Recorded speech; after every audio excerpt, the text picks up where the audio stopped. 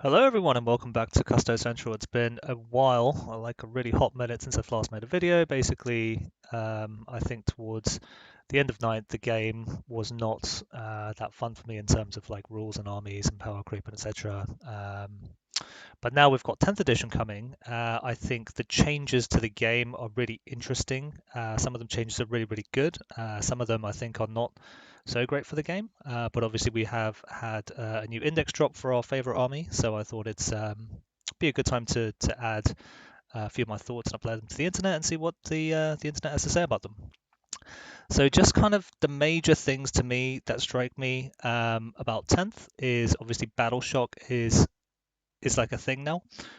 This is going to affect objective control and stratagem access. And what I think this is intended to do is add an element of some randomness to the game, um, which is going to make it much more fun to kind of casual players, because having some randomness increases the variance. You get wildly different results. It makes it more fun and exciting. But also at the high end, I think this is going to have to do a lot with kind of risk management of your game plan and plans for execution and minimizing risk for turns where it's absolutely critical that you have access to, specific stratagems that you want to use or for scoring purposes for objectives. One of the things that I'm not such a fan of is, as far as I can tell, there's no dense cover anymore. So this is a massive boon to shooting armies. But on the flip side, almost everything will be able to get a cover save, which is gonna kind of make AP more important. And the trend that I've been seeing is that AP for shooting around the board has kind of dropped down. And in conjunction with cover saves, it means AP is much more important. In addition, kind of vehicles, monsters, and kind of really tough infantry units. The toughness range has been extended. Obviously, it no longer caps out at 10. I think 9 was like the max that you ever really saw anyway on something like a Mastodon or something. But now toughness seems to go, much higher. And in addition, you can shoot into vehicles and monsters in combat, so they can no longer kind of hide in close combat anymore. So you can always take a shot at them. The other thing is, I think this is kind of bad for the game, depending on which army that you prefer to play.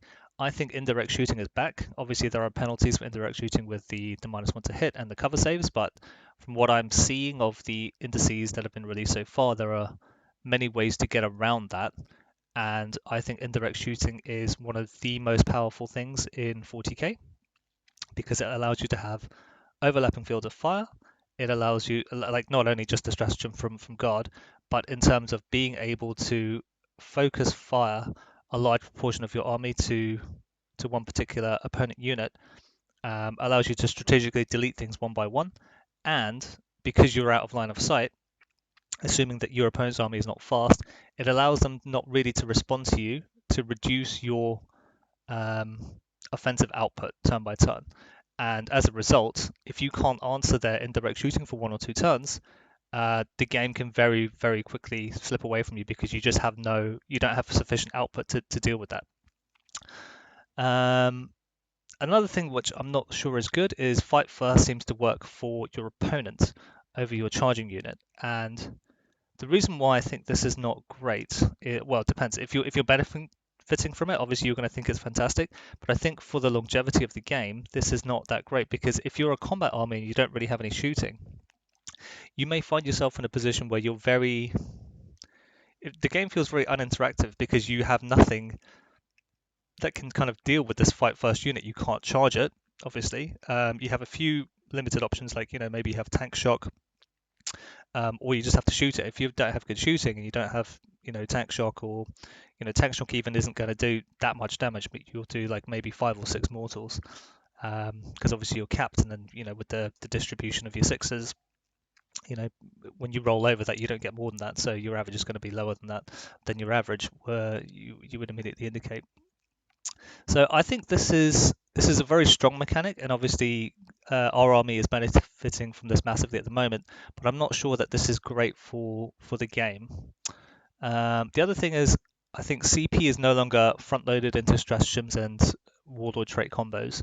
So what I'm thinking this is doing is this is before, I think list construction in terms of the combos that you wanted to execute in the game was very, very important because you could create some really sick combos where you want to spend like 3 or 4 points of warlord traits and then use 2 or 3 stratagems in one go and set up this uber uber combo that would almost be game winning or very very likely lead to you winning if you manage to get it off, that kind of thing.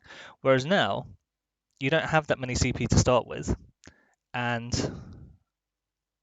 I think that's better for the game because it allows you to be a bit more strategic in how you play versus everything coming up to list construction. And obviously with people net listing lists and combos and etc., I think this allows there to be an expansion of the kind of skill differential between players when they're playing.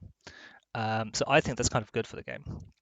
And in terms of the unit cards that I'm seeing, there's more emphasis on special rules instead of just increased efficiency with kind of different war gear layouts or like making something 10%, 20%, 30% more lethal. You're getting a lot of kind of different special rules. And the ones that I think are the most interesting are things like out of phase movement or like scout moves or infiltrate or out of phase movement. I think that's just adds a whole new level of complexity to the game and skill, and in terms of where the game tree goes turn to turn, which I think makes the game much more interesting.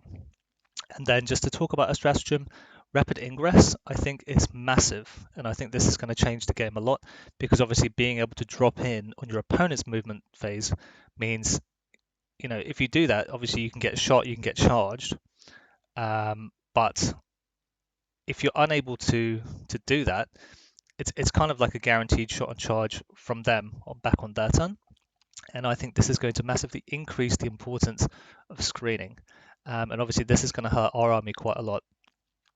Well, depending on how you construct your list, because if you're not able to screen, if your opponent can rapid ingress into you, you may or may not have a hard time. Obviously we have fight first, which can kind of alleviate that, but maybe you want to use that somewhere else, or maybe you don't have the CP for it, or you don't have the character in the spot where you need to defend against. So these are kind of my broad brush themes for 10th. So where I think the best armies will be in 40k, obviously we haven't seen points, we haven't seen all the army rules, etc., but these are kind of just my broad brush predictions, is I think the best armies will have at least some of these qualities, right? So this will be long range indirect guns with the ability to bypass penalties to hit and cover. And I think we're currently seeing that in Space Marines. We're seeing it in Imperial Guard. And I think we'll see some more probably from places like Tau. Obviously Eldar, we have seen some, but they're a bit short range. But obviously, like these D cannons are going to be an absolute menace to a lot of the casual players, I think. Obviously, Space Marines can just be like, I outrange you, I don't care about that. But if you're a melee army and you're like a slow melee army, right? So if you're like Death Guard trying to walk into Eldar and they've got like 9 D cannons, you're gonna have a bad time. So what else is really good? I think long range guns with good AP. If you just can spam long range guns, especially with mobility, something like Tau probably something like Eldar. I think you're gonna have a good time because you don't have to worry about dents anymore. You just have to worry about, can I get line of sight? Am I in range? Do I have good AP? I'm going to shoot you, right? And stuff like fire and fade. So fire and fade is like the in between between between indirect fire and direct fire, because they can't really shoot you back, but you can pop out and shoot, and the same kind of concept applies. Although now you have to have to create line of sight, the enemy's kind of not able to return fire to you to reduce your damage output.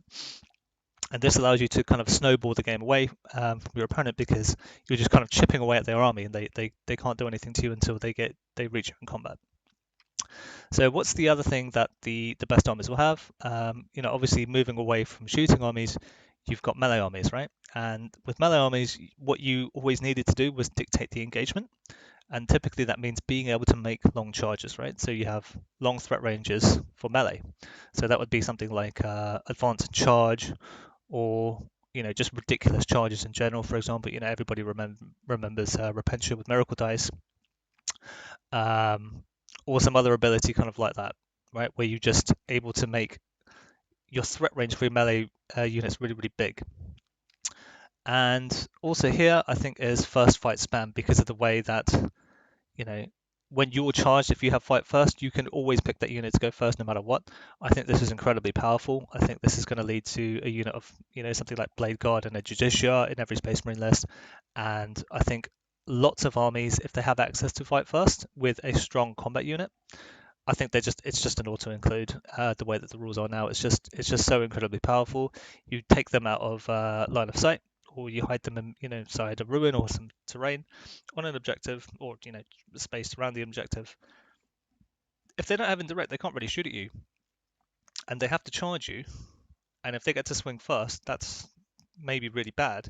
So I think this leads to a lot of the initiative in the game going away from the aggressive player. And I suspect we're going to have a period of time where we've got two kind of Death Star units that both have fight first, who don't want to charge the other, because whoever charges first loses. So I think we're going to see a lot of shenanigans around that, where you're trying to get close to each other and then kind of heroic in, so it's not your turn, but you still get to fight first.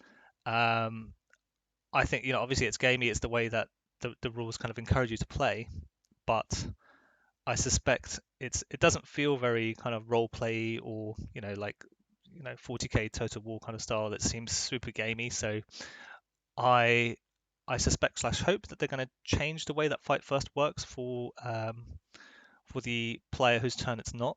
But we'll see. Obviously, this is going to have a massive impact on the strength of our army relative to the rest of the field. So, leaving all that to one side, let's start having a quick run through the new index for Custodes. So here we get access to. Let's have a look. See, we get access to the martial katars. We get -1 from the hit roll. Obviously, this gets better the worse that your opponent's weapon skill is. So, if we take them from 5 to a 6+, it's 50% reduction. But if we take them from a 2 to a 3+, it's like a 20% reduction. So, this is okay, but you always have to remember, because we typically want to be using fight first wherever we can with access to our stratagem and or characters, it's probably better to actually hit first and do more damage through sustained hits or lethal hits, versus actually reducing the melee damage to you. The other thing to keep in mind is army-wide, so it's not squad by squad. So yeah, just keep that in mind. So probably you're going to be using sustained hits or lethal hits, assuming that you're able to get off fight first. And if you're not able to get off fight first, then you have probably done something wrong with construction or how you've laid out your units. So yeah, so just think about that. So sustained units is going to give you like usually 20% extra additional, because you're usually hitting on 2s. Lethal hits is going to give you additional damage versus stuff that you find tough to wound. And the quick way that I look at this is, if I can wound, if my wound is like 50% to wound right after a hit, sustained hits is the same as lethal hits, right? Because you have to think about what happens when you roll a 6. When you roll a 6, you get 2 hits, and you get 2 wound rolls. If you get a lethal hit, it just automatically wounds. So if this is 50% for the 6 on the sustained hit, it's the same, right? And if you're wounding more than 50% of the time, then sustained hits is better. So obviously this is the way that your brain would think about it. If it's into weak stuff, you're going to wound it more than 50% of the time, usually with something like strength 6, strength 7. Which will be your spears, and with lethal hits, it's not like that. Obviously, it changes. It gets even better if you get to reroll wounds. If you happen to be on an objective and you're a hero guardsman, so just keep this in mind in terms of which one that you want to use. Typically, I think sustained hits is going to be good for most cases. If you're into something super hard, you can do this, and the -1 to hit. Maybe if you get drowned by like 60, 70 orcs or something, and they're hitting you on 4s or something like that, maybe you can think about this. But even then, it's probably still better just to like blend them before they get to swing at you. So Aegis of the Emperor, this is obviously super nice. You just have a field note, 4+ field note pending against mortal wounds. Obviously, mortal wounds is a way to bypass kind of our toughness and our armor saves and our invul saves, etc. So this is super nice, and it's additionally really nice against stuff like tank shock, because they can't charge you if you have fight first. You just get to shrug off half of them. If a brutalis charges you, for example, it's the same sort of thing. Because they're mortal wounds, you get to kind of get a shrug against them. Get to the stratagems. Slayer of Nightmares. This is pretty good. You get to get +1 versus to wound versus monsters and vehicles. It's generically pretty good. Obviously, stuff like your bikes have got lance on it anyway, so they're not able to use this unless they happen to have some sort of -1 to wound roll. So you want to stack it to +2 versus -1, so you still get +1. But typically, I think, in my mind, the way that you're going to construct, you're going to have a couple of really massive units that will almost blend everything that they touch. So you probably don't have to use this too much. Obviously, it might be situationally useful if you have like a small unit going around doing kind of border control stuff or objectives far away, and you need that little bit of oomph. But I think primarily you have to be using your CP very, very, very carefully in this game, because I think this kind of reminds me of Custodes in the early start of ninth, where the army lived and died on its stratagems and its ability to have CP. You'd be able to dump loads of stratagems and you'd just be able to shrug off everything. You get like 60-70% damage reduction versus no strats. You'd be able to shrug everything off. And it's very much the same here, although this is more via access to other stratagems. Unwavering Sentinels. This is the one stratagem that is, in my mind, saving the entire codex or index. Because if we did not have this stratagem, I don't think our army would be as good as it looks to me. Obviously, we haven't had test games, we haven't had points, but this stratagem is single-handedly propping up our army. And obviously, if there are changes to the way that Fight First works, it's going to make our army significantly weaker. So as long as you're within range of an objective marker and you're like an actual Giga Chad, you can fight first, and obviously that's really good. Because it means you can't really get charged, or you can get charged, but you get to swing first. And if you swing first, stuff dies. So this has fixed one of the major problems in my mind of kind of Custodes armies previously, where delivery of your melee blenders was always kind of problematic because we didn't really have access to advance and charge. Obviously you could always blend stuff with bikes, but bikes were so incredibly expensive and fragile for the points cost. Or you could just run like the huge wooden blob, but that seems super boring to me. But even then, that was very susceptible to kind of shooting and stuff.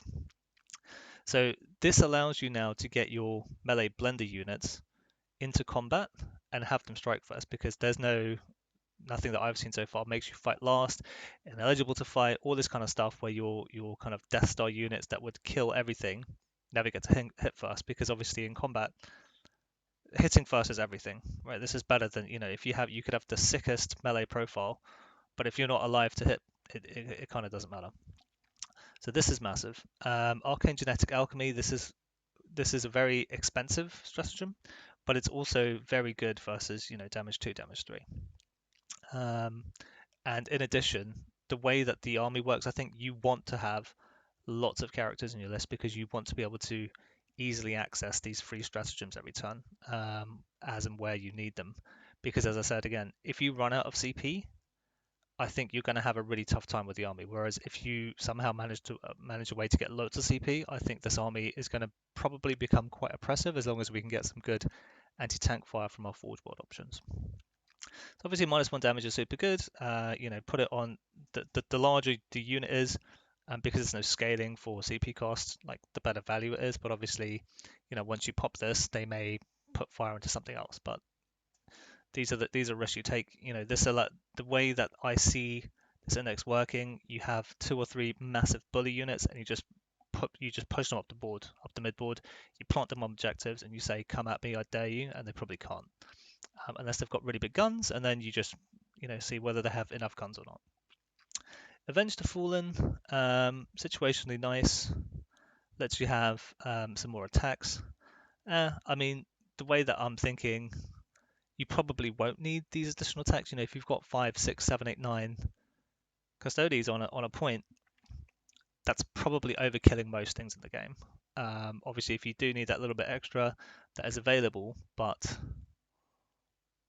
I mean, your CP is so valuable, you probably shouldn't be using this. You should be thinking, how can I bank CP so that I can pop fight first if I need it and I don't have my captain, or it's like the wrong character, or whatever reason I can't use it, or Arcane Genetic Alchemy. And I think these two are the stratagems you're going to use in most of your games. Obviously, this is kind of situational, but these two are going to be your bread and butter. Vigil Unending, you can bring like a unit back. This is going to be situationally useful. The thing is, you can't use this on the same unit more than once, so you won't be able to bring back like, and you can't use it on bikes. So you can bring back like a Terminator, a Guardian, a Warden, and I don't know what else you'd bring it on. Like, it's probably not worth it to bring back anything else, right? So the way that you should, you could convert your CP into kind of points for your army. But I think using it to guarantee that you always have access to fight first and -1 damage is probably more important than bringing back, a 50-point dude, or a 40-point dude, 60-point dude, something like that. Unless this allows you to steal a point or reduce like a charge or something like that, basically. So obviously this is situationally really good, and Swarm Guardians is it's going to be situationally useful because if you run a list that doesn't have a lot of drops, it allows you to kind of have a sticky objective, but again, the opportunity cost is quite high, and I think a lot of armies will have kind of abilities to. I think competitive armies will have abilities to steal your sticky objective if you leave it, right?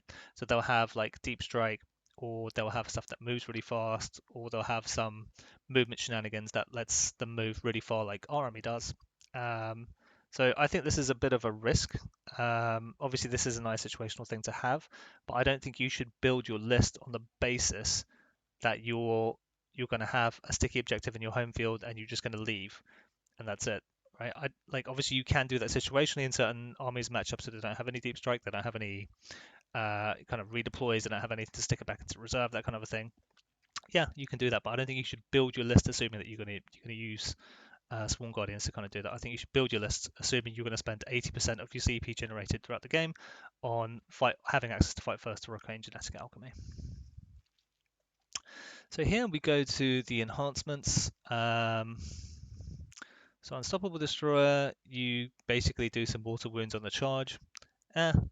It's like, yeah, it's nice, but this is to me one of these things where it's like slightly increased efficiency for your unit, right? Once per battle after the bearer's unit ends a charge, all enemy must take a battle shock test. This is situationally okay. It's kind of unreliable because I think battle shock tests are like, they're not likely to fail, but obviously if you do it on a lot of units, maybe you get 1 or 2 off.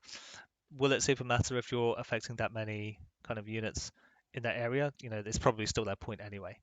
So I think situationally this is nice, but it's not something that makes me kind of super excited. Veiled Blade, similarly, you get 2 attacks extra, and you get to triple the bearer's objective control. So you're probably going from like 2 to 6. That's 4 OC. It's potentially kind of cool, and an additional attacks is nice, but it's not, to me, it's like, again, a kind of increased efficiency rather than like a really dynamic game-changing kind of enhancement. So this is also pretty cool, but I mean, I think it's better than this. But yeah, Inspirational Exemplar. Now this seems pretty boring because we're going to get a good leadership, and once per battle we can turn off battle shock. Now this sounds like it's something that's not that exciting, but I think what this means is, on the off chance that your unit that needs to fight first because it's been charged has been battle shocked for whatever reason, maybe they've managed to do some damage to you, or they've got some special rule, or they've shot you with some gun that causes battle shock and you failed and you were at -1 or whatever, you can just turn this off once per battle, right? So this now gives you a level of reliability that you wouldn't otherwise have access to, which I think this is probably being slept on a bit because it's not flashy. It's like an insurance policy, but I think the way that you're going to be constructing a lot of your list is, you have 1 or 2 mega Death Star units that sit on objectives, and in your mind, it's not going to be battle shocked, right? You're always going to have access to fight first, and if you lose access to fight first, it's probably game losing, right? Because if you thought you're going to fight first and you don't, and that unit gets blended, it's probably going to screw up all the math that you had planned for your future turns for primaries and secondaries and all this kind of thing. So I think this is probably cooler than you think it is ordinarily. Thesis Hunter is cool, it looks cool, and I think that's all there is to it, right? So you can shoot and charge in a turn in which it fell back. So obviously this is massive because assuming you're not charging into units that fight first, this allows you to fight first when you make your charge. And obviously having access to the shooting again is pretty important. And once per battle, when the enemy makes a normal move or kind of some movement within 9, as long as you're not in an engagement range, you can make normal move of 6. So this means, if somebody comes to try and charge you, you don't feel like popping, fight first, for example. You can move away, or you could move towards them. Now, it might sound weird when you're moving towards them because you might think, well, I don't want to get charged, but you probably do want to get charged with a unit that holds this because you're going to be able to fight first, and so if they don't want to charge you because you've got fight first, you could actually use this to move towards them and then pop a strat for or not the strat, I think you've got your blade champion or something, who can make a heroic into the unit and then pop fight first with your CP that you've been kind of hoarding to do this. So you could actually get into combat on your opponent's turn where you weren't really supposed to have movement. So you could steal objectives like this. I think this is going to definitely catch people by surprise where, you move 6, you heroic 6, and then you fight first on their turn. They're going to be like, what is this? This is so I think this is the best one for me. I think most people will agree this is the best one. It looks cool. But I think Inspiration Exemplar is being kind of maybe slept on because your game plan is going to rely so much on having access to fight first on the turn that you're intending to use it. Okay, and now we got through the Custodian Guard. When I first looked at this, before looking at the characters, this looked very, it wasn't like, it was nice, but it didn't impress me that much, right? As I said, the thing that makes the army really, really shine is, just spam access to fight first everywhere. So here, I mean, I'm not really going to look through all the profiles and spend like an hour or two going through it because, to be honest, I think a lot of other channels have done that already, and obviously, the data cards are available online. Everybody can read. So we're only going to pick out like the things that are really interesting or cool. I think because this is access to 4 to 10 Custodian Guard, I think you are going to lean on the larger side to get value from stuff like the Vex, because this is going to be one of your bully units that these units just live on objectives. That's all they do. Yeah, so look at that. It's probably a bit better. So you can re-roll the wound when you're on an objective. Otherwise, you can re-roll a wound of 1. So this is what makes the Custodian Guard super blendy, because you're always going to be on an objective. Try and kind of reduce firing lanes for your opponent to shoot at you. But if they have to get to you in melee, probably you're going to have a mixture of blades and spears, not because the blades are any good compared to the spears, but you're going to want access to 4 wound models. Because when damage 3 starts shooting at you, you might not want to pop AGA for the -1 damage reduction. You might just want to tank a few damage 3 shots on your shield dudes, for example. So I think you are going to want to have a mixture, maybe like 4 and 6. I think is okay. If you want to have a squad of 10, obviously you're going to have your Vex in here to make sure that you get your additional objective control. You're just going to have to take the Misericordia on that dude, and that's going to be, I think, absolutely fine. Sentinel Storm is cute. If you get absolutely drowned in a swarm of, Gaunt or something, like, yeah, your Sentinel Blade shooting again could be good. But to be honest, if you're swarming in a bunch of Gaunts, like, you're probably just you're probably blending them anyway with your 30, 40, 50 attacks. So that's kind of all I've got to say about that. So sorry, the takeaway is yes, the spear is better than the blade, but the blade gives you access to the shield gives you access to 4 wounds, which means you can kind of save a lot of CP by not dropping -1 damage onto them and just tanking it on the 4 wound things. Which sounds weird because if it was 3 damage, you could just pop the 2 CP strat for -1 damage. But my point again is, I want to stress is you want to be holding that CP. So the Custodian Wardens, they're not as blendy, and they look kind of the same as the Guardians. They don't get the rerolls to wound, but they are much more kind of survivable. So obviously this unit is going to have a character leading it. If you don't have a character leading it, I don't know what the point of taking Wardens would be. So they get -1 to the wound roll if the stuff that's targeting them is stronger than their toughness. This is going to increase their survivability by quite a lot because instead of wounding on 3s, it's going to wound on 4s, which is like 25% additional survivability right there. Most stuff is not going to be wounding you on 2s. It could be, but that would be weird. Obviously, if that does happen, this gets even better because now you're forced to win on 3s, so you get rid of what do you get rid of? 20%. Would you? 2 plus. 2 plus to 3 plus. Yeah. 25%. So Living Fortress, 4 plus, Feel No Pain versus kind of everything until the phase. I think obviously you should save this for some kind of disgusting shooting stun that your opponent's going to have. I don't think you should use this for your melee, because I think in your melee, if you need to pop this, you probably should pop fight first, in my opinion. And obviously you're going to have effects in this unit as well. So this unit would be really, really good if you could take this to 10, because I think Resolute Will in conjunction with Living Fortress would make this disgusting to kill. But they cap us to 6. So I think probably you're going to want 5 or 6. I'm seeing some rumors that you might have to take 6 or 5. I don't really know. But this is definitely a cool unit that you're going to want to have.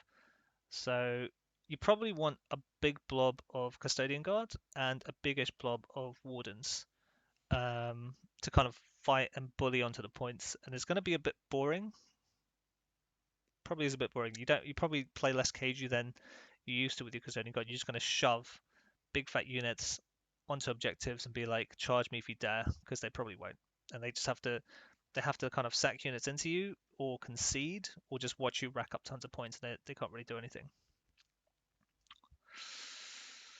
Custodian Terminators, like, yes, they're super blendy. They have lots of shooting output, etc. into kind of hoardy stuff. AP1 is meh, it's whatever. But I don't know that they are going to be super critical at the moment with what we've seen from the index versus something like Guard or Wardens. The cool thing that they can do is they can go back into reserve and drop into Deep Strike in the next turn. So if you want to do that, I think you probably just take a unit of 2 for access to this, and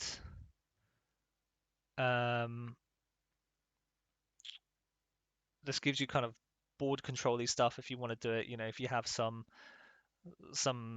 objective that requires you to be in some board quarter, and this is how you do it. This is like a utility piece. I wouldn't use this as like a blendy piece. Like, yes, you could use this as a blendy piece because you get to reroll wounds versus characters, monsters, vehicles, blah blah blah. Yes, that is super cool. I think though, if you just have a big unit of wardens or a big unit of guard with spears, using tyrants, for example, if you need to kind of get that additional stuff, I think that will blend most things, in my opinion. I don't think there are that many things in the game where you need, 5 or 6 Alaris Custodians using Slayer of Tyrants to deal with something that, 10 Custodian Guard couldn't have done with one strat or something like that, in my opinion. So the utility of this unit is much more towards the redeploy than it is in terms of the killing output. Obviously, the models are super cool. If you want to use them, that's fine. But the way that I'm seeing the index, I don't think it has as much utility. So you probably just take a small 2 unit to use the Golden Light. Also, the captain for this unit is super boring compared to some of the other ones. Virtus Praetors, they look super sad. Stats kind of have gone down. You know, fly doesn't work as well as it used to in previous editions. It's gone down to 12 from 14. The salvo launcher is super sad now. Obviously, strength 9 isn't as good as strength 8 used to be. AP2's gone down massively. Damage has gone down massively. So this is kind of like a, what would it even be? Like a super light vehicle killer, or an anti-infantry kind of killer rather than a vehicle hunter. Now, the Hurricane Bolter just seems to suck to me, unless we get access to some other stratagems or special rules later on. This just seems bad. So the turbo boost, you can advance 6 instead of rolling for it. That's kind of like, yeah, that's cool, whatever. It's super boring. There's nothing in the game that I'm seeing at the moment that allows you to advance and shoot, or advance, shoot, charge, or advance and charge. So yeah, just keep that in mind. Once per battle, after you advance, you can select an enemy unit that you rolled over, and you get to dump a bunch of mortal wounds onto it. Keep in mind, you can do the mortal wounds from the leader in the unit, which you're going to have, because bikes without a bike captain are, I don't want to say useless, but I think, you know, without seeing points, but they seem near useless if they don't have a bike captain. This unit absolutely needs a captain to function. Probably the same as Wardens, probably the same as Custodian Guard. If you don't have enough points to have, you know, other than maybe your Terminators, I don't think Terminators need a captain. You could have one if you have points for it, but versus Praetors, you absolutely have to take that bike. This is kind of cool because it's a way of doing out of phase damage. I don't know if phase limited damage units are coming back. I hope not, because I think that was a really bad mechanic. But if it does, this is going to be super cool. But also, this is going to be nice for, you know, I agree with most people saying there's almost no situation where you think you want to do this, but you know, if your opponent has fight first, for example, you might want to drop the mortals, right? If you need to get to a board quarter, you might want to just drop the mortals. So this is like a nice flexibility piece, but you know, obviously the bike stats on its own, they're not like the Uber Chads that they were before, where whatever they charged had a really, really good chance of being overkilled, right? This is, it's like good, reliable damage, especially with Lance, right? +1 to wound. You're probably going to wound like elite infantry on 2s. And the AP, I think, has gone down.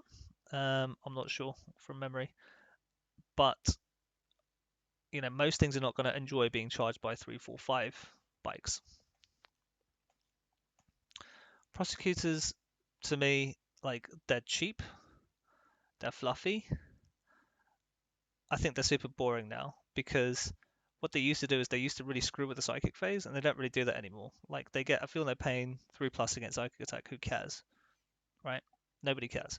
They probably weren't going to dump their psychic attacks into them anyway, because they're just cheap and useless. So to me, it's a super boring unit. It is battle line. It's got range attacks that give you precision and devastating versus psychers. It's like they just don't seem that good to me, because I mean, if you're conceptually able to soup units, I think there's a better unit than prosecutors, right? Because their function is just to kind of, you know, screen stuff out, have access to like a cheap unit that could do like actions, that kind of a thing, or hold objectives cheaply. That's kind of all they really exist to do. Vigilators, like, yeah, they're cool. I don't really care about this. I mean, that sounds really awful, but I really don't care about like this meh kind of unit that does melee, unless they're like really, really, really cheap and I can just use them as a sacrificial unit to do like some kind of objective trading or tagging. You know, where you sack a unit wipe them because you can't shoot into that spot, and then they send a unit to sack it and shoot. Like maybe for that it's useful, but it'd have to be really cheap. Yeah. Witch Seekers again. Yeah, I suppose it's nice having like some flames and stuff. I don't think we really have that much issue with hordes because I think the number of guard and wardens that we're going to have that now have kind of assault guns that are going to be able to dump out a decent amount of firepower, like kind of strength 4 AP1. Yeah, kind of means this isn't as important. I think the thing that makes these guys more kind of interesting than their flamers is actually the scout move. So I don't think there are that many units in the index that have scout moves. I think it's this, Alea, and I think that might be it actually. I'm not sure if the Rhino gets scout if they're embarked inside, but scout moves are really good because you kind of push back. There are some units in the game that can like move pre-game or like redeploy into the midboard or something like that, but they have to stay, X number of inches away from one of your units, right? So scout allows you to push the influence back into the map. Or it just might be really boring and allow you to get to like, a little bit closer to an objective or out of line of sight, somewhere like that, to give your army more space to deploy out of line of sight, because you could deploy these in the open, use your scout move, and then they're out of line of sight. So it could be something like that, but they don't seem super interesting to me. The shield captain, though. So as I said, the army just lives based off its stratagems and its access to free stratagems from its captains. So, and again here, I think probably you just stick with the Guardian Spear for this guy. Start the fight phase, select a stance. Da, da, da, da, da. So you get to pick for the unit in addition to the one that's active. So probably you're gonna get lethal hits and exploding sixes, which is pretty good. And once for battle, you get all three. Like, yeah, this is nice, but I think generally, unless it's like late game and your unit's been kind of beat up a lot, it's probably overkill. I don't think stuff is going to go into combat with you because they're just way too scared. And if they are going to combat with you, I don't think they're going to do it multiple times against the same opponent, because they're just going to be like, that was a waste of time, right? They might multi-charge you with 2 units, and you're probably just going to absolutely muller them all. So there's no point. But this is where the cream is, which is once per battle round, you can select a model.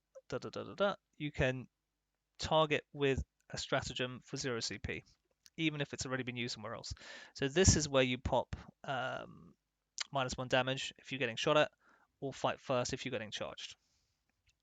Right, and having access to this and it being free every battle round is what makes the army kind of work, in my opinion. Because if you just had a big blob of wardens or guard, but they were charged and didn't have fight first, their stat line wouldn't be that impressive. Like, yeah, they would hit hard back, but there might not be that many of them to hit, right?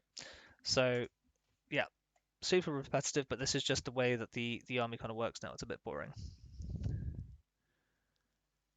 Would you take the shield or the spear? I think I'd always take the spear, and I wouldn't take the axe, because, well, you've done all the math on it, right? You get strength, but you lose AP, and the -1 to hit. So I think it's kind of bad. You could make an argument. Nah, I don't think I'd make the argument. Yeah, I think you just stick to the spear. Blade Champion. So you can reroll advance and charge rolls, which is super good. And once per battle, you can charge after advance. So you can do this after you've seen what the advance roll is, which is cool. So having access to advance and charge is something that I don't think we've had before in the Custodes army, and I think this is pretty big, because this significantly kind of increases your threat range. And because you can re-roll the advance and the charge, it makes that increase of threat range kind of more consistently bigger, right? So let's say your advance roll is now going to be like 4.5 instead of 3.5, and your charge roll is going to be, maybe closer to 8.5 than 7, for example. So you're gaining like a good 3 inches, which is significant. Um, and you can target this model for heroic intervention for 0 CP, even if you've done it before. So again, you can just kind of boop this unit into combat with heroic, and then as long as you have the CP in the bank, because this leader doesn't allow you to use fight first as a free stratagem, you just have to have the CP in your bank. You know, if it's on an objective, just pop fight first, right? You've heroicked into them, you fight first, and your unit goes to blend. So I think a nice combo. Let's have a. I've realised I've been speaking and I've had this kind of word pad open here for ages, not using it right. So like a blade champ with, let's say, wardens in a land raider, right? So you can, you know, I don't know what you call it, disembark and move and advance and charge. All right, or heroic. And then fight fast. So this is the kind of dirty combo that I think I would want to use with a blade champion. You're giving up a lot by not having a captain, but I think having heroic intervention with something that can advance advanced rolls and charge rolls, I think is pretty good. It's a decent fighter. If I were to give it a what do you call it, an enhancement, I'd probably pick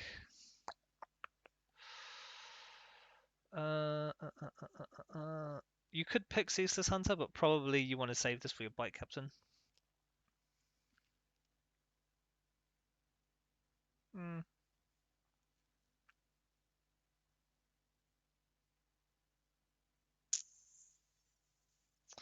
I think I think there actually is a good case for putting Ceaseless Hunter onto your blade champion. But we'll probably have to do some testing. Or Thinned Blade, I think works well because you can add 2 attacks and use it on the profile that hits pretty hard. What is this? Yeah, on this profile, and you get a bit more oomph out of it, in my opinion. So this is pretty cool. Alea, like, yeah, it's probably a cool unit. It doesn't do anything that I think is super critical. Whenever I'm thinking about what does my army want to have, I always think about the utility list of things that that allows the army to do and problems that allows it to solve. And having a unit of kind of Sisters of Silence fighting first is cool. It's not, I don't think it's going to be like the integral to a game plan for Custodes because you can only reliably pop this 1 time per fight phase, right? Because you get to pick your defending fight first, and then one of their charging units gets to go, and then you know, if you have another fight first because they have another charge, then you get to pick again. But you're probably not going to be in that many combats that matter. So having access to fight first on a sisters unit, just, you know, if I get charged into a unit of sisters and custodes, I'm just not going to care about the sister unit. That sister unit can die, I don't care. Right, I want my Giga Chads to survive. So for this reason, I just think this is like, you know, unless this is really, really, really cheap, in which case maybe then it is cool actually, but probably it won't be that cheap. I just I just don't really care about it. I probably don't have enough points in my army to have all the things that I want to cover. So when we get through to the end, I think we're going to have like a quick list of the kind of units and combos that I'm going to want to set up my list to have, points depending. And I think once we get there, we probably don't have space for people like Alea. Rhino, Rhino's a Rhino, super boring. Like it doesn't have the firing ports, but you know we don't have. Actually, maybe if we had our Adrathic kind of axes, oh, I don't know what you call it, you know, the fire pike people, but they can't even fit in this anyway. We don't really care about the guns on the sisters that much, so it's just not a big deal. I think the chassis is actually kind of nice. I think if you take sisters, I think you do take a Rhino. I think it's going to be situationally useful for kind of move blocking certain armies in terrain. I think it makes it hard to peel you off a backfield objective if they've got a bunch of like indirect fire. So I don't hate the Rhino. Obviously, it's not flashy, it's not doing anything cool, but it is kind of cheap and kind of durable as long as you can get it out of line of sight. It's like one of these utility pieces for your army that isn't as cool. Knight's Insurer, same thing as a Leia. Like, it does some cool stuff. I think when you're list constructing, your army wants to be able to deal with a lot of situations, and this is like a very low priority kind of unit that your army needs to have. um, you know, meaning that they can't fall back is nice, I guess, but it's not even like you've got high objective control anyway. And yeah, I suppose like there will be situations where this is cool, but this isn't part of the game plan that I'm kind of putting together when I'm looking at the list. Shield Captain and Terminator armor, yeah, you get strategic mastery. This is going to be super good for when you want to pop fight first or AGA. But your special rule is basically if the model is destroyed and sending him destroyed if the bodyguard unit is dead, you get to fight on a 2-up, and this is super boring to me. I just don't think it's as good as a normal shield captain or a bite captain, or even maybe like the blade guard champ, which allows you to have advance and charge and free heroics. So yeah, I think unless you just have some points remaining and your other units don't have a leader, I don't think I'd be taking this guy. Probably just prefer like a random sisters unit or a cheap kind of other unit from Agents of the Imperium. Dawn Eagle Jet Bike Captain. So this is the money. So people are still down on bikes. This guy should make you realize that this is actually really good, right? So when you're leading a unit, you can consolidate 6 instead of 3. Cool, not game breaking, right? Once per battle, start at the end of the fight phase, units within can fall back as if it's your movement phase. So then you'll be able to like get you a lot of movement, so you can get somewhere else. You can shoot and charge afterwards, right? So this is like a full extract, and obviously you get your lance bonus again when you charge. So that's really good. Even this by itself would be really good. But the thing that sends it uber is if it's not within engagement range, it can make a normal move as if it's your movement phase. So people think like, oh, that's cool. But in reality, what does this mean, right? So you move 12, right? And you hide out of LOS. Then you pop this ability. And it's the end of the fight phase, right? So your opponent won't be able to shoot you. They won't be able to charge you. They'll be able to do nothing to you, right? So then you move 12 again.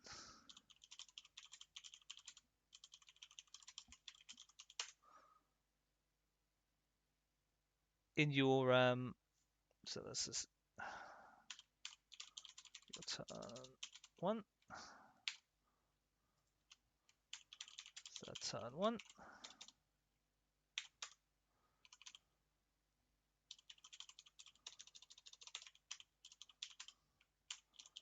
Your turn 2.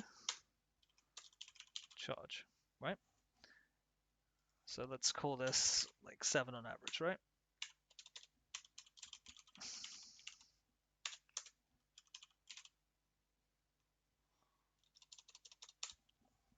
This is massive. This is entire across the board, right? And here, this could even be +6 if you advance. And probably this is what you're going to want to do, because it's probably more important to stay out of line of sight with your bike squad than it is to shoot with your crappy little salvo launchers, right? Turn 1. Because you want to set them up in the middle of the board where if they get charged, you can just pop fight first. With your shield captain, you're like, whatever, you won't get lance, but to be honest, 4, 5, 6 like Custodes bikes hitting first is probably going to mess your day up. Like, it might not absolutely blend everything in the way that a unit of Guardians would do, but you're probably not getting charged. And if they do get charged, it's like it's fine. You got to pop a free strat, you got to fight first. think it's absolutely fine. But using 18 inches, you can get somewhere where out of line of sight. And after this, right, this is so much movement. And you might think, well, it's not that killy like it used to be.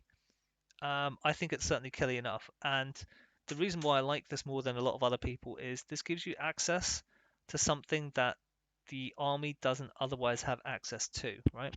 And that is what I would call spot removal or like ridiculous threat range, because this allows you almost to get kind of anywhere on the board as long as you deploy them somewhat centrally.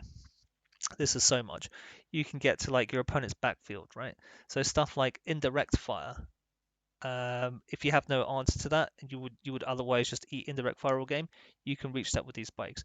If you need to kill like a specific character because it's providing some sort of insane recurring buff, and you couldn't get to it because of line of sight, or it's like it's just too deep in the enemy lines, and they've got like screening for days, and you can't get to it, you can do it with this, right? So the nice thing is you'll always be able to kind of get there safely. You'll always get to shoot almost what you want because of the amount of range that you have. You know, they can't hide behind this kind of like lone operative stuff. You can make it the closest to you if you want. You can get within any kind of range restrictions. You're probably going to be able to make like a 1 inch charge if you want. So it's going to be super reliable. And as long as, you know, and even after that, if you've got a big unit, you can wrap the unit that you now tag so that if you wrap it nicely, they don't have enough movement to get out of range of all of your models. So now you're stuck in combat. So they might not be able to shoot you next turn. And so if they can't shoot you next turn, they have to charge you. And then if they charge you, you could pop fight first. So think about all of that value. So although like yes, the stat line has gotten worse, but this just gives you something that your army doesn't otherwise have access to, right? Somebody like Space Marines, they've got access to like their Inceptors coming down within 3 and just blasting stuff, right? This is what I call like hard spot removal. Like, yeah, it might be expensive. Yeah, the trade might not be necessarily points worth it, but if something has to die, you can make it die with those plasma scepters dropping in within 3 and just shooting, right? This is the same sort of thing. We don't have any access to indirect. We don't have anything near in terms of the threat range that this actually pushes out, and we can do this incredibly safely. The only thing that this is really vulnerable to is lots of indirect fire because these are bikes that don't have access to the -1 damage stratagem, but they do get cover saves now, although the cover save is probably not going to be worth that much versus the guns that are shooting it. So for this reason, I think your list must have a bike unit and a captain. And I probably want it to be like 4 or 5 bikes, and then the captain on top, because I think this just lets you delete 1 or 2 units, and your opponent really can't do anything about it. I don't think this is really good for the game either because this is so uninteractive. There's almost nothing that your opponent can do about this. Whatever you want to kill, you get to kill, and they're going to have to play around this for so many turns because they should kind of move turn by turn in a way where they know that you can and might do this in any turn, but they need to set up in a way where after you do it, you can actually get punished after. Because if they can't punish you after this, you get to just go ham in their entire backline, and it's probably just immediately game losing for them, right? If you get to get this off and they can do nothing to you, right? It's already bad enough that that if you wrap them, they can't even shoot you and they have to fight into you, and you just pop fight first again with your captain because you're a Chad, right? So this is a way bigger deal than I think people are giving credit for. Like, people are finding the combo, but I don't think they realize the implications of the combo. So Trajan is obviously cool. Yeah. So I think the reason why you take Trajan is not because he's cool, but because there are kind of some Death Star units in the game where they modify you down in a lot of ways, right? And I think ignoring any and all modifiers is like a Swiss Army knife tool that I think is probably worth having in your list. We're gonna have to wait and see for kind of the rest of the unit cards and points and stuff, but I suspect this is gonna be. I suspect this is probably worth it to have in your list. Moment Shackle is like, eh. Fight First on Demand is cool, but not as cool as being able to have a strat every battle round for free, in my opinion, right? A 2-up invul save, you're only using this like right at the end. If your whole bodyguard unit's dead, it's like, yes, it's useful, but you know what's better than not having your whole bodyguard unit dead? Fighting First. um, and 12 attacks, yeah, increasing your output is going to be situationally nice. It's like super awesome to have him have 12 attacks, but like I just think I would have actually preferred him to have access to a free strat. As funny as that sounds. So this is like another reason why you want to have a CP bank so you can pop AGA for his bodyguard unit when you want. What would his bodyguard unit be? It's going to be Guardians or Wardens. I don't know. I don't think it super matters. It just depends on how aggressively you wanna play him. I think. Yeah. Valerian. I thought he was cooler when I first looked at him. Looking at all the other units, -1 against melee only, I think is not good enough. If you could take multiple leaders in a unit, he would be interesting. Because you can't, I just don't think it's as interesting, right? So again, your plan is to conserve and save CP for Fight First and AGA, right? This is all you're really trying to do. I don't know how to make this bigger. I don't know how to change the font. So for this reason, I think Valerian is like, meh. I think it's super boring. Well, not super boring, but it's not as immediately interesting as the tactical flexibility of Fight First and -1 damage. And the Venerable Contemptor Dreadnought. So I was thinking about this, and at first I was like, it's a bit boring. It's just like the Space Marine one. It's not that cool. We prefer the other dreads. The thing where this is really cool is when it's destroyed, it gets up on a 2+, which is it's pretty reliable, but obviously you can fail, whatever. You get up with D6 wounds remaining, so it's kind of like having 13.5 wounds, but it's way better than that because this is like having phase limited damage. So if you are up against a shooting army that have like little to no melee threat, this is super good because they can kill it in their shooting, but it's going to stand back up. And if this is on an objective and they don't have any stuff near it, it's still your point, right, in their turn, because they're not going to be able to charge this and kill it probably, right? Or you just get up and you charge stuff, and the melee is not. I mean, it's not like fantastic, but it's not that bad, right? So I think this is actually a bit stronger than people give it credit for. Obviously, points, blah blah blah.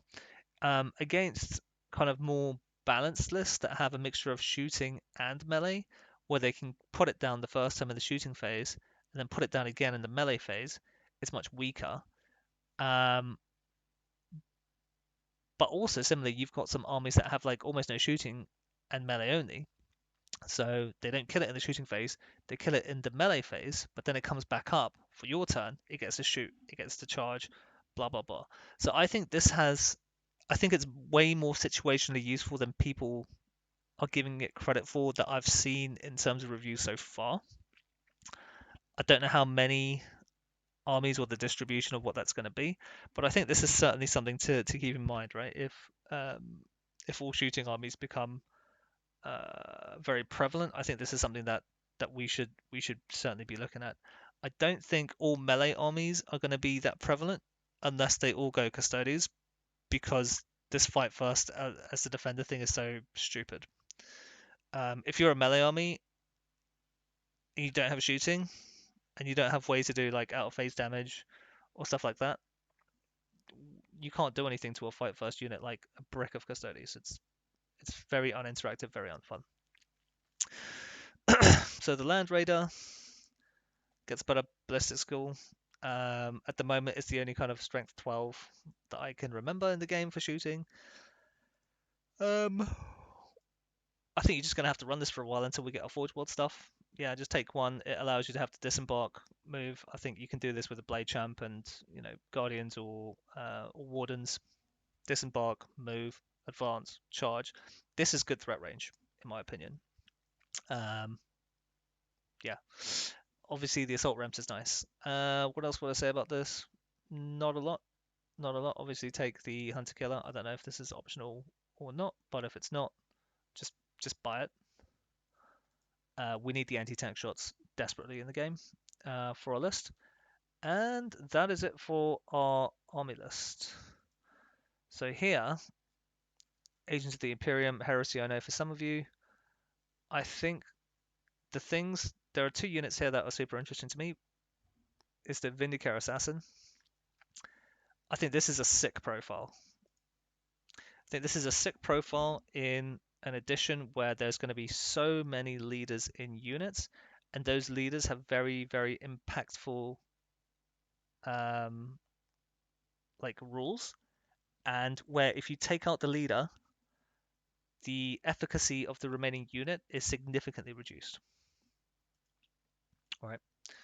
And because it's got a lone operative and stealth and all this stuff, you're likely going to be able to put it somewhere where it can't really get shot, or it's going to be a real pain for them to come and charge it, or whatever. And like this profile, you're hitting on 2s, right? You're just hitting on 2s because you're gonna hit on 1s because of the heavy as long as you don't move, and then if you get reduced down, you go back to hitting on 2s. So you just hit on 2s. Most stuff you're winning on 3s, right? With the shield breaker, no save, 3 plus D3, you're just dead, right? So something like a Farseer will be really good here, something like a Warlock, something like a Judicar, all this kind of stuff, splat, right?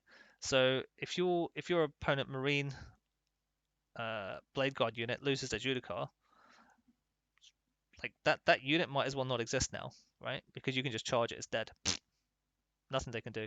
So obviously you can only use Shield Breaker once. And yeah, you could miss sometimes, you could fail to wound sometimes. I actually think a CP reroll for the wound is actually worth it here. Typically, I would say CP is so precious in this edition that you only save the CP reroll for like failed charges. But I think this Vindicare could get so much value. If you roll hot, you could kill like 3-4 characters in a game, and it'd be sick, right? Maybe not like Uber Space Marine heroes, but certainly stuff like in Guard, stuff like in Tau, in Orcs or whatever. 3 plus D3 is like a lot of damage. So I think this is super good, especially if they're like 85, 90, 100 points. Like, I think this is really good.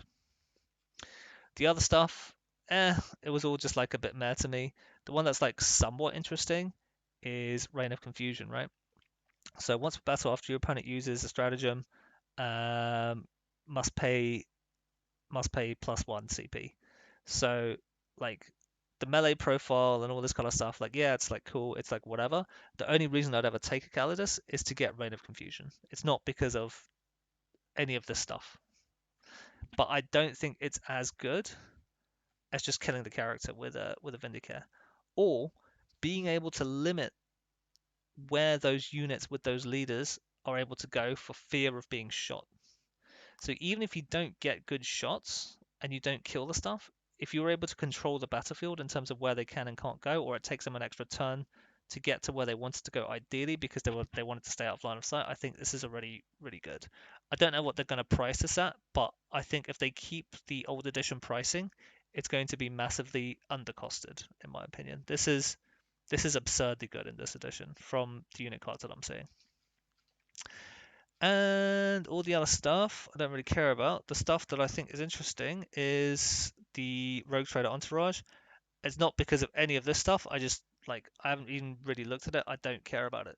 The thing that's cool about this is if your army includes one of this unit, you can select D3 Imperium Battle Line units to redeploy. Now, the redeploy happens before you know who goes first, so it's not as like uber cool as before, where you deploy them on the line. If you didn't get first, you push them further back. But what it does allow you to do is kind of deploy them in a place, deploy your battle line units in a place where there are limited firing angles to them, or where they could get to in one turn. Force your opponent to put their big guns, or long range guns, or significant guns in that area, and then you redeploy them somewhere else, and now those units are out of position for a turn. That's actually pretty big. Now, I don't know how much these units are going to cost. Obviously, you would take like the minimum one to have it like as cheap as possible, right? But I think this is more worth it. That flexibility is more worth it than a unit of sisters, because the sisters just don't have the psychic interaction, the -1 and all the other cool strats that they used to have. Like 3+ feel no pain against psychics, I do not care. So this is what I would use instead. I don't love the models. Blech, I don't know. So anyway, that's about it for the Agents of the Imperium. All the other stuff I haven't really looked at that much. It could be whatever. If we wanted to super knights, I think like 3 of the Warglaves with the fusion guns would be nice. Basically, you would just charge them up the board and you would give your opponent threat saturation. It's like a really somewhat basic aggressive way to play where you just rush everything up the board. But that's probably what I'd do. So if we want to do like a sample army list, right? So let's do something like Guardians, and let's have 4. Yeah, let's have 4 shield, 6 spear, and a captain. All right. What else would we have? Would have 5 bikes plus bike cap. Would probably have 2 terminators. Would probably have 6 warden. No, we have to have 5 wardens so we can fit them in the Land Raider. We have to check that these squad sizes actually work. Plus Blade Champ in Land Raider. We'll have a Vindicare. And we'll have these rock traders for redeploy. I don't know how many points that is. I think we probably have like 200 points each left, I guess. And this is probably what I'd start my list around, right? So now we have to think like, do we want Trajan somewhere? And if we do, where does he fit, right? So if we took Trajan, I think I'd probably get rid of the Terminators and stick in another like Guardian squad or a Warden squad or something like that. But this is probably how I'd start out the list. And your game plan turn 1, get bikes safe in mid, and just basically advance bricks onto midfield objectives, save CP, and prepare to fight fast. And that's kind of your entire game plan, right? And I think this is going to be very effective against a lot of armies. The armies that are going to give this problems are very fast-moving shooting lists, so probably stuff like Tau and Eldar, I think will be a problem. With Eldar, it's probably just the D cannons. Obviously, you've got your bikes, so hopefully you can get, you can penetrate really deeply into their lines, shoot a unit of D cannons, charge the other unit of D cannons, and if they've got a third unit of D cannons, like you're just gonna have to live with that. Yeah, and I think that's it. So it's a kind of very boring style of play, but I really think if Forge World give us really good anti-tank shooting, we could be a really, really top tier army in 10th. But I think it's a type of top tier army in 10th that should be nerfed, because this fight first thing is really unfun for a lot of armies to deal with. So anyway, it's been a lot longer than I actually wanted. I was trying to keep the video brief, but thank you so much for staying to the end.